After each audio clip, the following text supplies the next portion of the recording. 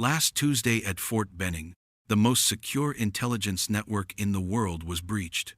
A single encrypted file stamp Sierra Tango 77, vanished from a server that technically didn't exist. The thieves didn't know their digital theft had triggered an analog alarm, so old that no one alive had ever heard it. To the young recruits at the infantry school, Will Kearns was nobody. Just the quiet, stoop-shouldered janitor who swept brass off the firing line and wiped down rifles in the armory. They noticed the deep lines on his weathered face, the slight tremor in his hands as he held a dustpan, and wrote him off as a harmless relic. "Watch your back, Pop," a private would joke while jogging past. A corporal might bark, "Mr. Kearns, you missed a spot," pointing with a clipboard. Will would nod and shuffle over, his lips curling into a faint smile. He rarely spoke, but his silence was not emptiness. It was precision. When he cleaned an M4 rifle, his fingers traced every contour, like he was reading a map. Only he understood detecting hairline fractures in a firing pin, or the microscopic warp in a barrel that could throw a round inches off target at 300 meters. His movements looked slow, even feeble, but they wasted no energy. Every gesture was honed by a lifetime the recruits couldn't imagine. He studied them on the range, not with nostalgia, but with the cold analysis of someone cataloging weaknesses: a stance too wide, a trigger pull flinch, a misplaced breath. To them, Will Kearns was invisible, but in reality, he was conducting the most thorough inspection the base had seen in decades, quietly waiting to find the one thing he was looking for. Sergeant Major Thorne had seen every kind of soldier in his 30 years of service, from prodigies to frauds, and he could read people in seconds.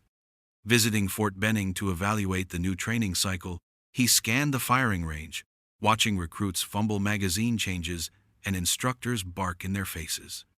But his eyes drifted past the chaos to the old janitor gathering spent casings. Will Kearns bent to pick one up, and Thorne noticed something off. It wasn't the creak of old bones, it was a controlled, fluid crouch, the kind a paratrooper uses to conserve energy and stay balanced under fire. Odd. Then a recruit jammed his rifle during a drill. From 20 yards away, Thorne heard the janitor mutter something barely audible but sharp. "Slow is smooth, smooth is fast." Common enough in the special operations world, but the cadence was ancient, spoken the way only a handful of men had ever said it. Thorne's gaze locked on Will, scanning for more clues, and found it. The battered wristwatch, strapped on the inside of his wrist, an old operator's trick to avoid sunlight glare. It was a signature of a unit that officially no longer existed. That night, in the silent armory, Thorne approached Will, who was cleaning an M4. "That phrase on the range?" Thorne began quietly. "And the watch. I've only seen one unit wear it like that. I thought they were all gone." Will didn't look up, but for a fraction of a second, his hands paused, an imperceptible hesitation. Then he reassembled the rifle in a blur, his eyes lifting to meet Thorne's with a gaze that froze the veteran in place. The quiet old man was gone. In his place was a predator assessing the room.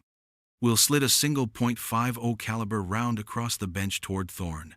His voice, no longer frail, carried the quiet authority of someone used to giving orders that changed the course of wars. "Some things get left behind, Sergeant Major. Make sure you aren't one of them."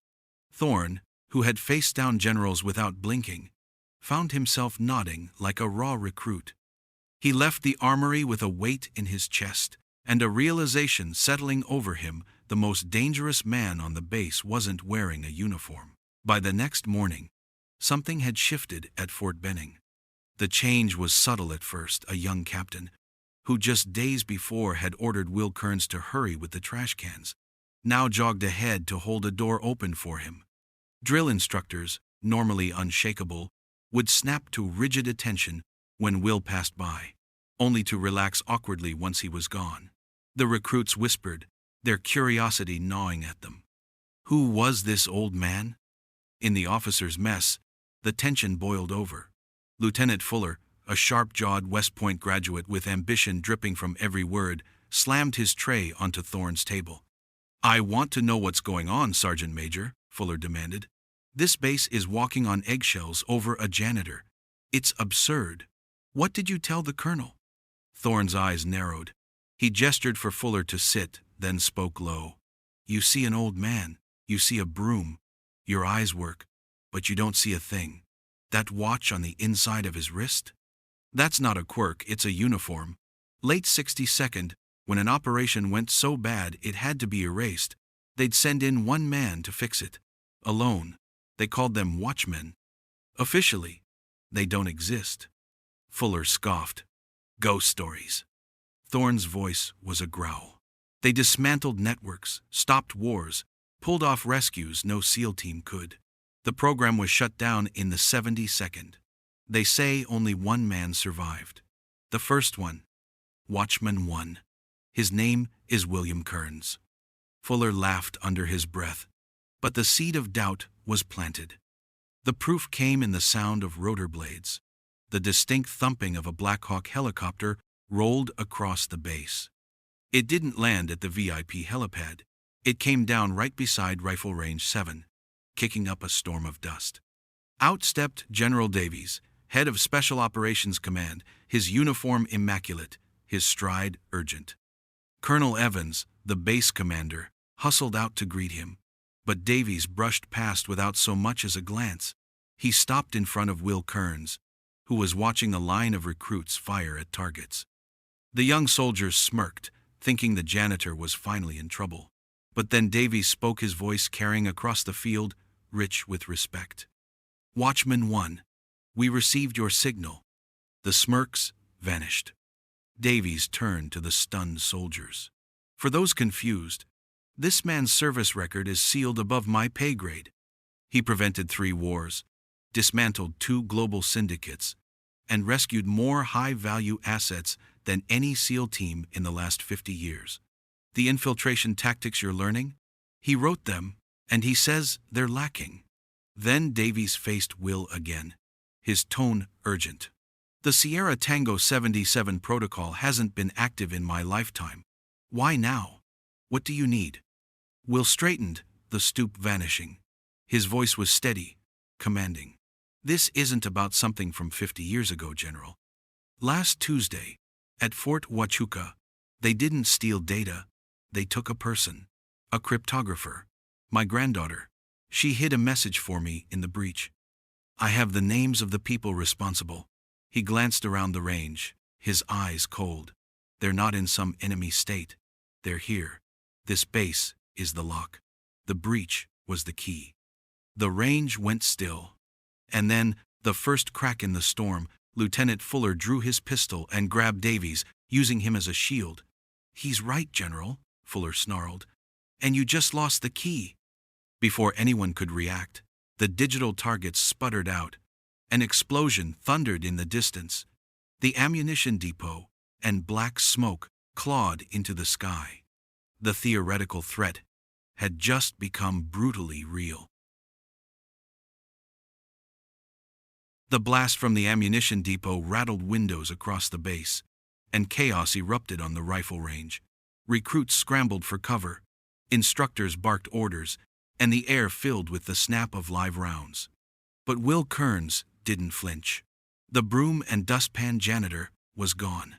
In his place stood a man who moved with lethal efficiency. His voice cut through the panic, sharp as a command whistle. "Thorne perimeter, Davies down!" In a single motion, he shoved over a steel equipment table, forming a makeshift barricade for the general. From a hidden, reinforced pocket inside his overalls, he drew a compact suppressed pistol and slipped a flesh-colored earpiece into place. "Watchman One is active," he said into the mic, his tone flat, cold. "Protocol Chimera in effect. All friendly assets rally to me."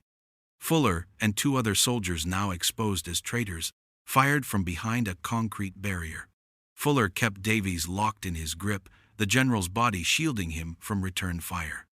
The loyal troops hesitated, unwilling to risk a shot. Will didn't hesitate. Snatching an M4 from a frozen recruit, he corrected the young man's stance mid-motion. "Too wide, son. You'll tire out." Then he dropped to one knee, cheek welded to the stock. Slow is smooth, smooth is fast. His shot wasn't aimed at Fuller. Instead, it hit the steel support of a target stand 100 meters away. The bullet ricocheted a perfect 1 in a billion deflection and smashed into Fuller's firing hand. The pistol clattered to the ground, bones shattered. Fuller screamed, collapsing in shock. Thorne and the loyal soldiers surged forward, tackling the remaining traitors. Will strode to Fuller, hauling him upright with one hand. His voice was iron. "The explosion was a diversion. My granddaughter's transport went through there. Where is she?" Fuller's terrified eyes flicked toward a concrete maintenance hatch near the range's edge. He gasped, "Service tunnel to the Old North Airfield. Moving her now." Will dropped him and turned to Thorne. "We cut them off before they reached that airfield." Without another word, he led a small team toward the hatch, his stride steady, his mind already mapping the fight ahead. The service tunnels beneath Fort Benning were dark, damp, and forgotten by most, but not by Will Kearns. He moved through them with the certainty of a man who had memorized their layout decades ago. His small team followed in silence, their weapons ready, trusting the path he chose without question. In the echoing gloom, they intercepted the extraction team before it reached the airfield. The fight was swift and surgical. When the dust settled, Will's granddaughter was free shaken, but unharmed. Back on the surface, the afternoon sun bathed the base in a deceptive calm. General Davies approached, his voice heavy. "Will, the country owes you a debt it can't repay." Will didn't answer right away. His eyes swept the horizon, scanning for threats that might never be seen until it was too late. "This was one cell, General. The list she gave me is long, and the network behind it is still out there." He placed a steady hand on his granddaughter's shoulder. "The Watchmen weren't meant to last forever, but as long as there's someone to stand in the shadows, the job isn't done." In that moment, every soldier watching understood. The quiet old man they'd overlooked wasn't coming back. In his place stood Watchman One, and his war was far from over.